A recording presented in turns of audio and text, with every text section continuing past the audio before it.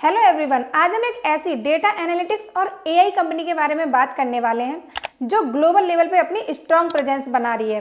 World के top Fortune 500 clients के साथ काम करती है। नाम है लेटेंट व्यू एनालिटिक्स। ये company mainly data engineering, data science, machine learning, AI consulting और मार्केटिंग एनालिटिक्स करती है। इंडिया, यूरोप, यूके, यूएस में इनके ऑफिसेस हैं और मजेदार बात यह है कि 76% क्लाइंट इनके रिपीटेड हैं जो 5 साल से इनके साथ टिके हुए हैं। इस वीडियो में हम कंपनी का business model, quarter two result और इनका कहां से रेवेन्यू आता है और अगले 3 सालों में ये कंपनी क्या करने का प्लान कर रही है। मैं राखी शर्मा आप सबका स्वागत करती हूँ हमारे इस यूट्यूब चैनल मनी रूट्स पे।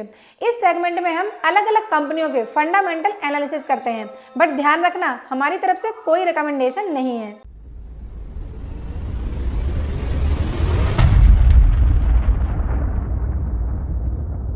देखो भाई, जब मैं किसी भी कंपनी में इन्वेस्ट करती हूँ ना, तो कंपनी की पास्ट जर्नी और फ्यूचर आउटलुक दोनों देखती हूँ। तो भाई सबसे पहले हम देखेंगे कंपनी की पास्ट जर्नी। इसे हम 3 फेजेस में कवर करने वाले हैं। पहला फेज है 2007 से 2014 तक का, जिसमें कंपनी ने अपना स्ट्रॉन्ग बेस बनाया और माइक्रोसॉफ्ट के साथ पार्टनरशिप की। दूसरा फेज है 2015 से 2020 तक का, जिसमें कंपनी ने अपना फोकस उन एनालिटिक्स सर्विसेज पर रखा जो अलग अलग इंडस्ट्रीज के लिए स्पेशली डिजाइन की गई हैं। और मजेदार बात, कंपनी को 2017 में analytics solution provider of the year का अवार्ड भी मिला। अब देखते हैं इसका लास्ट फेज, जब कंपनी का नवंबर 2021 में आईपीओ आया था 600 करोड़ का। और पता है इस आईपीओ का इतना क्रेज था कि लोगों ने भर भर के बिडिंग की।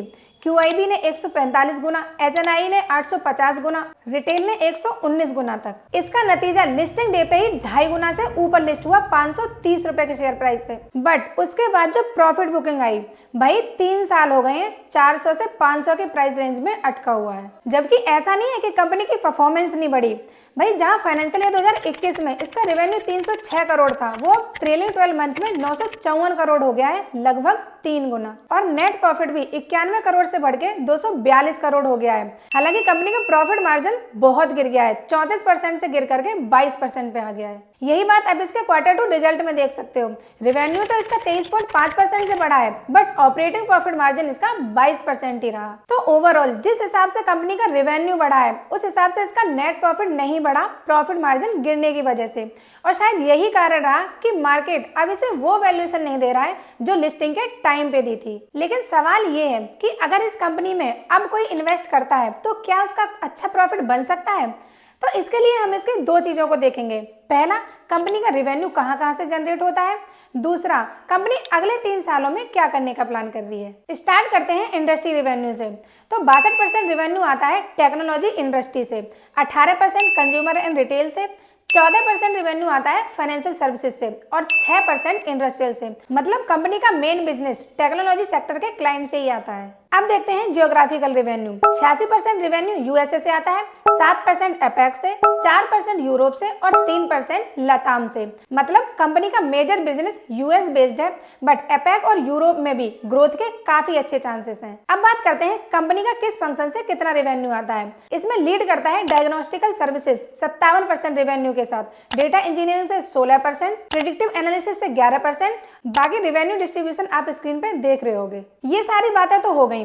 अब हम देखते हैं मेन मुद्दे की बात कि कंपनी अगले 3 सालों में क्या करने वाली है।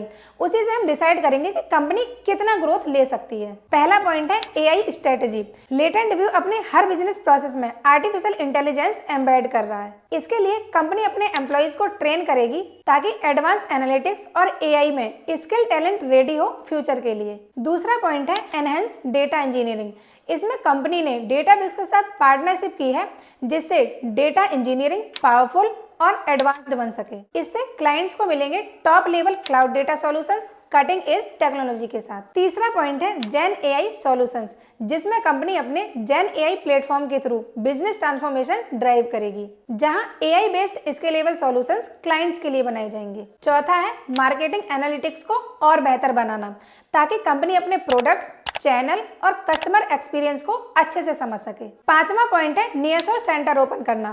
कंपनी कनाडा, मैक्सिको और लताम में नए सेंटर्स ओपन करेगी ताकि सर्विसेज फास्ट और एफिशिएंट हो। छठा और लास्ट है इंक्रीज एपेक प्रेजेंस।